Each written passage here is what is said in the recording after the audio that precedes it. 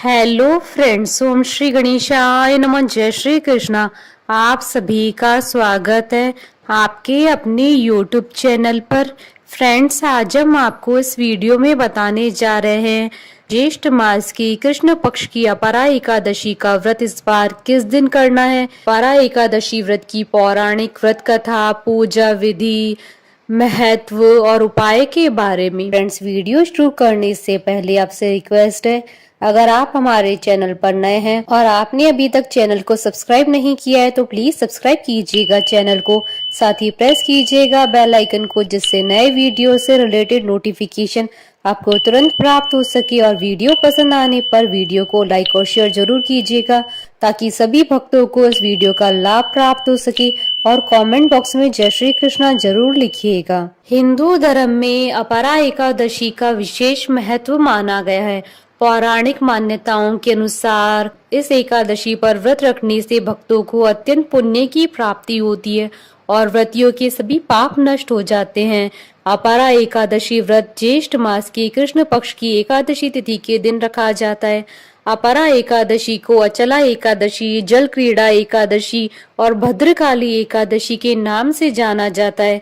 इस व्रत को करने से भगवान विष्णु और माँ लक्ष्मी की कृपा दृष्टि सदैव ही श्रद्धालुओं पर बनी रहती है। मान्यता है कि जिस तरह मकर संक्रांति पर गंगा स्नान और शिवरात्रि के समय काशी में स्नान करने से पुण्य की प्राप्ति होती है, जो फल तीनों पुष्कर में कार्तिक पूर्णिमा को स्नान करने से या गंगा तट पर पितरों का पिंडदान करने से प्राप्त होता है, वही अपरा एकादशी का व्रत करने से मिलता है। धर्म शास्त्रों के अनुसार अपरा एकादशी के व्रत के प्रभाव से ब्रह्म हत्या, प्रेत योनि, दूसरे की निंदा आदि के सब पाप दूर हो जाते हैं। ऐसी मान्यता है कि इस एकादशी का व्रत करने से स्वर्ग की प्राप्ति होती है।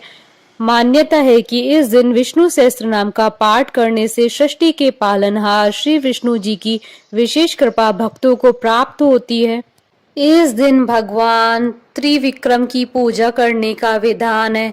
अपरा एकादशी का अर्थ यह है कि इस एकादशी का पुण्य अपार है।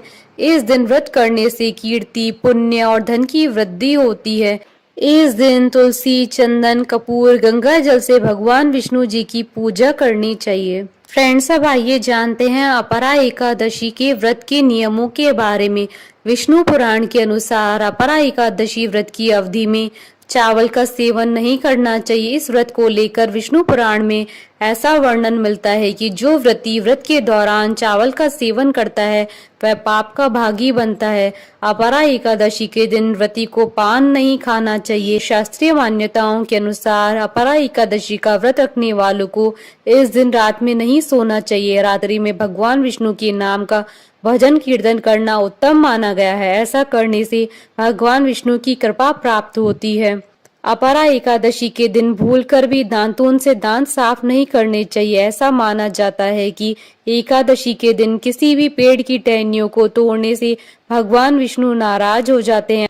अपरा एकादशी का व्रत रखने वाले साधक को किसी भी प्रकार से मांस और मदिरा का सेवन नहीं करना चाहिए। एकादशी व्रत के दौरान साधक को किसी पर भी क्रोध नहीं करना चाहिए। अपरा एकादशी का व्रत रखने वालों को क्रोध से बचना चाहिए और शांत चित्त से भगवान विष्णु की पूजा अर्चना करनी चाहिए। फ्रेंड्स, अब आइए जानते हैं अपरा एकादशी के दिन भगवान विष्णु की आराधना करने की पूजा विधि के बारे में। अपरा एकादशी पर भगवान विष्णु की पूजा उससे एक दिन पहले दशमी तिथि की रात्रि से ही व्रत नियम को लेकर शुरू हो जाती है। दशमी तिथि के दिन सूर्यास्त के बाद भोजन ग्रहण नहीं करना चाहिए। सुबह सूर्योदय से पहले उठें और स्नान के जल में गंगा जल मिलाकर स्नान करें और साफ कपड़े पहनकर भगवान विष्णु का ध्यान करना चाहिए। पूर्व दिशा की तरफ एक चौकी पर पीला कपड़ा बिछाकर भगवान विष्णु की फोटो या मूर्ति स्थापित करें। इसके बाद धूप दीप जलाएं और कलश स्थापित करें। भगवान विष्णु को अपने सामर्थ्य के अनुसार फल, फूल, पान, सुपारी, नारियल आदि अर्पण करें। विष्णु जी की पूजा करते वक्त तुलसी के पत्ते भी अर्पण करें और स्वयं भी पीले आसन पर बैठें।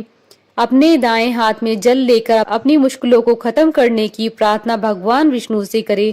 पूरा दिन निराहार रहकर शाम के समय अपरा एकादशी व्रत की कथा सुने और उसके बाद फलाहार करें। शाम के समय भगवान विष्णु की प्रतिमा के सामने एक गाय के घी का दीपक जलाएं।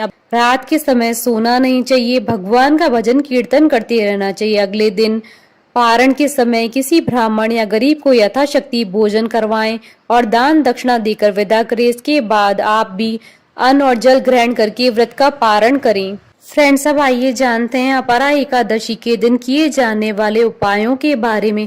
अपरा एकादशी पर सूर्योदय से पहले उठे और साफ हल्के पीले रंग के कपड़े पहने, 11 पीले जनेऊ और 11 ही केले लें। अब तुलसी की माला से पीले आसन पर बैठकर ओम नमो भगवते वासुदेवाय मंत्र की 3 या 5 माला का जाप करें। जाप के बाद जनेऊ और केले भगवान कृष्ण के मंदिर में अर्पण कर दें। स्वयं प्रसाद के रूप में एक केला घर पर ले आएं और परिवार के सभी सदस्यों को दे दें। इस उपाय को करने से अपार धन की प्राप्ति होती है। एकादशी पर भगवान विष्णु को खीर, पीले फल या पीले रंग की मिठाई का भोग लगाएं। धन लाभ के लिए एकादशी के दिन भगवान विष्णु के साथ माता लक्ष्मी जी की भी पूजा अवश्य करें। एकादशी पर दक्षिणावर्ती शंख में गंगा जल भरकर उससे विष्णु भगवान का अभिषेक करें। मान्यता है कि दक्षिणावर्ती शंख से भगवान विष्णु का अभिषेक करने पर सौभाग्य की प्राप्ति होती है। फ्रेंड्स, अब आइए जानते हैं साल 2025 की अपरा एकादशी के शुभ मुहूर्त के बारे में। हिंदू पंचांग के अनुसार साल 2025 में अपरा एकादशी का व्रत 23 मई 2025 शुक्रवार के दिन है। ज्येष्ठ कृष्ण एकादशी तिथि प्रारंभ होगी 22 मई की रात्रि यानी 23 मई की सुबह 1:12 पर और ज्येष्ठ कृष्ण एकादशी तिथि का समापन होगा 23 मई 2025 को रात्रि 10:29 पर।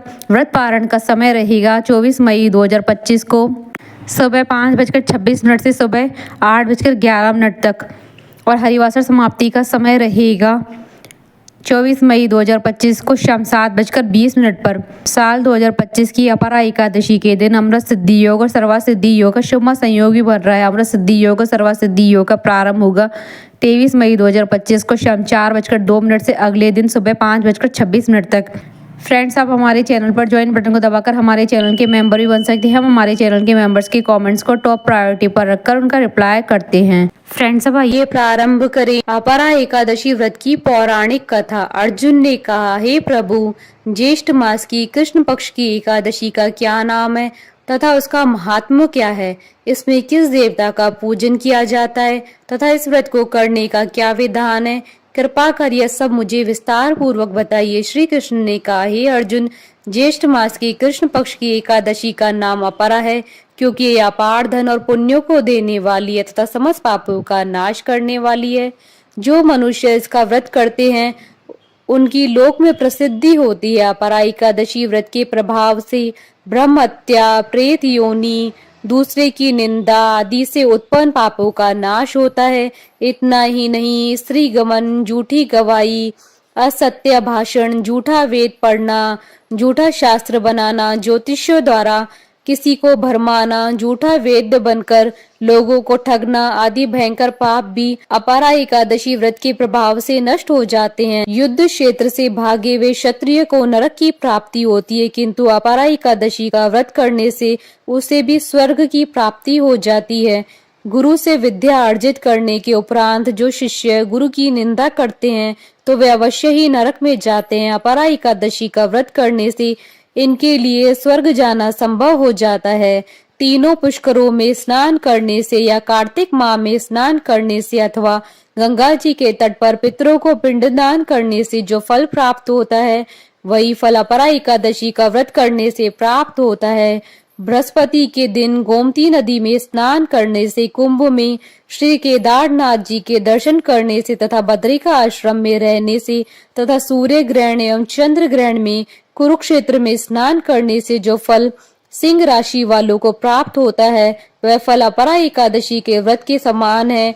जो फल हाथी घोड़े के दान से तथा यज्ञ में स्वर्ण दान से प्राप्त होता है वह फल अपरा एकादशी व्रत के फल के बराबर ही है। गौत, भूमि या स्वर्ण के दान का फल भी इसके फल के समान ही होता है।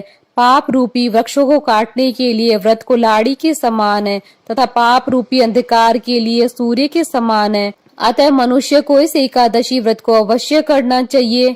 यह व्रत सब व्रतों में उत्तम है। अपरा एकादशी के दिन श्रद्धा पूर्वक भगवान श्री विष्णु का पूजन करना चाहिए जिससे अंत में विष्णु लोक की प्राप्ति हो। भगवान श्री कृष्ण कहते हैं, हे अर्जुन, अब मैं आपको अपरा एकादशी व्रत की कथा कहता हूँ, ध्यान पूर्वक सुनिए। इसकी प्रचलित कथा के अनुसार प्राचीन काल में महिध्वज नामक एक धर्मात्मा राजा था। उसका छोटा भाई वज्रध्वज बड़ा ही क्रूर, अधर्मी तथा अन्यायी था। वह अपने बड़े भाई से द्वेष रखता था। उस पापी ने एक दिन रात्रि में अपने बड़े भाई की हत्या करके उसकी देह को एक जंगली पेड़ के नीचे गाड़ दिया। इस अकाल मृत्यु से राजा प्रेत आत्मा के रूप में उसी पीपल पर रहने लगा और अनेक उत्पात करने लगा। एक दिन अचानक धौम्य नामक ऋषि उधर से गुजरे। उन्होंने प्रेत को देखा और तपोबल से उसके अतीत को जान लिया। अपने तपोबल से प्रेत उत्पात का कारण समझा। ऋषि ने प्रसन्न होकर उस प्रेत को पीपल के पेड़ से उतारा तथा परलोक विद्या का उपदेश दिया। दयालु ऋषि ने राजा की प्रेत योनि से मुक्ति के लिए स्वयं ही अपरा अर्थात अचला एकादशी का व्रत किया और उसे अगति से छुड़ाने को उसका पुण्य प्रेत को अर्पित कर दिया। इस पुण्य के प्रभाव से राजा की प्रेत योनि से मुक्ति हो गई। वह ऋषि को धन्यवाद देता हुआ दिव्य देह धारण करके पुष्पक विमान पर बैठकर स्वर्ग को चला गया। हे राजन, ये अपरा एकादशी की कथा मैंने लोकहित के लिए कही। ऐसे पढ़ने अथवा सुनने से मनुष्य सब पापों से छूट जाता है। कथा सार, अपरा अर्थात अपार या अतिरिक्त। जो प्राणी एकादशी का व्रत करते हैं उन्हें भगवान विष्णु की अपार भक्ति प्राप्त होती है। भक्ति और श्रद्धा में वृद्धि होती है। बोलिए भगवान विष्णु की जय, सनातन धर्म की जय। हमारे साथ इस वीडियो में अंत तक बने रहने के लिए आपका धन्यवाद। ओम श्री गणेशाय नमः। जय श्री कृष्णा।